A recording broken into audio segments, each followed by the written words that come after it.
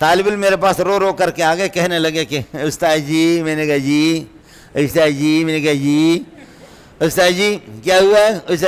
استاد جی میرا موبائل لازمی تعلیمات نے لیے۔ میں نے کہا آپ کا موبائل اس قسم کا ہے؟ آپ کا موبائل اس قسم کا ہے؟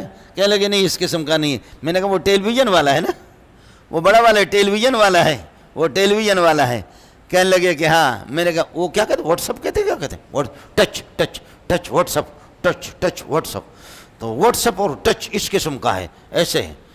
میں نے کہا کہ آپ یہ بتائیں آپ کے والدین سے خیبر پختون میں آپ کے والدین، آپ کی ماں میری ماں ہے، میں ان کی جوتیوں پہ قربان جاؤں۔ آپ کا بوڑھا ابا قرضہ لے کر کے آپ کو کراچی میں بھیجا ہے، یقیناً وہ بھی تڑپ رہے ہوں گے کہ کراچی کے حالات صحیح نہیں، ہمارے بچے کا کیا ہوگا۔ وہ آپ کی خیریت چاہ رہے ہیں، آپ کی صحت اور تندرستی کو چاہ رہے ہیں۔ تو آپ یہ بتائیں کہ بوڑھی اماں کو اور بہنوں کو، عاجز بہنوں کو اور بھائیوں کو اور بڈھے ابا کو آپ اس سے اطلاع نہیں کر سکتے کہ ابا جی میں خیریت سے ہوں، دارالعلوم میں، بنور ٹاؤن فاروقیہ میں اور جامع صدیقیہ کے اندر ہوں، آپ اس سے اطلاع نہیں کر سکتے؟ اس سے اطلاع نہیں ہو سکتی؟ کہا کہ اس سے اطلاع ہو سکتی ہے۔ میں نے کہا جب اس سے اطلاع ہو سکتی ہے تو اس لعنت کو لینے کی ضرورت کیا ہے؟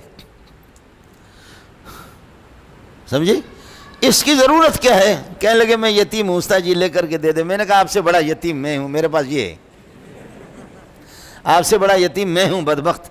اب بتاؤ ساتھی، لمحہ فکریہ ہے۔ اب بتاؤ کون ہے، کیا ہوا، کس کی پھٹکار ہے، کیسے راندے درگار ہو گئے، کیا ہوا، کس کی بدعملی کی وجہ سے، کس نحوست کی وجہ سے اور کون سی کوتاہیوں کی وجہ سے، کس کی بددعا لگ گئی، کیا ہوا۔ بخاری لے لی ہاتھ میں، ٹچ موبائل آپ کو دے دیا۔ ترمذی آپ سے لے لیا، ٹچ موبائل آپ کو دے دیا۔ نسائی آپ سے لے لی، ٹچ موبائل دے دیا۔ ابو داؤد آپ سے لے لی، ٹچ موبائل آپ کو دے دیا۔ تفسیر قرآن آپ سے لے لی، ٹچ موبائل آپ کو دے دیا۔ قرآن آپ سے لے لیا، ٹچ موبائل آپ کو دے دیا۔ یہ سارا وقت اللہ آپ کا بھلا کرے وہ ٹچ موبائل۔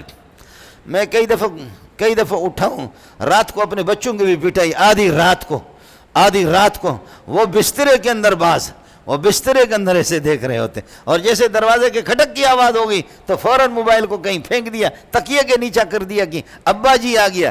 اب تو طلباء کو کیا اصلاح کرو گے، اب تو حضرات اساتذہ کرام وہ بھی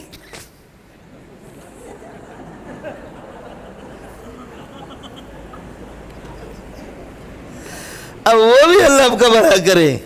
اب ان کا مسئلہ بھی ہو گیا یہی، سمجھے؟ اب اس کا مسئلہ بھی یہی ہے۔ اور پھر یہ ہے کہ اس کو مطالعہ کی ضرورت بھی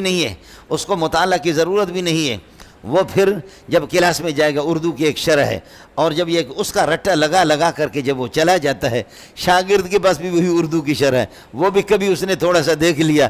اب وہ یہ ہے کہ استاد جی جو جا رہا ہے اس کا جو اسٹیشن ہے، جس چینل پر وہ گفتگو کر رہا ہے، وہ ساری ترتیب وہی ہے۔ طالب علم کہتا ہے یہ الو کا پٹا، اس کے پاس وہی شرح ہے، یہ شرح میرے پاس ہے۔ اس کو سننا کیا ہے؟ اس کا سننا کیا ہے؟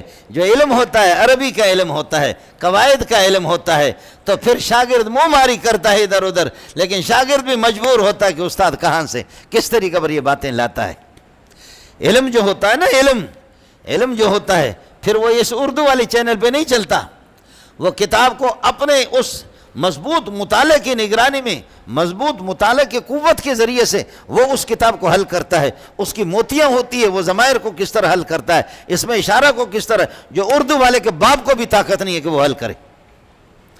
وہ تو خود لکیر کا فقیر ہے، لمبی تقریر تو کرے گا، لیکن وہ اصل چیز یہ ہے کہ وہاں تک وہ پہنچتا نہیں۔ اب شاگرد کہتا ہے کہ جی یہ علم جو حضرت کے پاس ہے، یہ تو ویسے میرے پاس بھی ہے، یہ بازار سے مل جاتا ہے، یہ بازار سے اب اس استاد کی کیا عظمت اس شاگرد کے دل میں رہے گی، کیا عظمت اس کے دل میں رہے گی؟ وہ کیا کہے گا کہ یہ کس قابلیت کے مالک ہے، یہ کون سا قابل آدمی ہے۔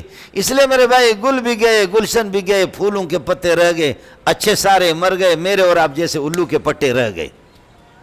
اچھے سارے مر گئے، میرے اور آپ جیسے الو کے پٹے رہ گئے۔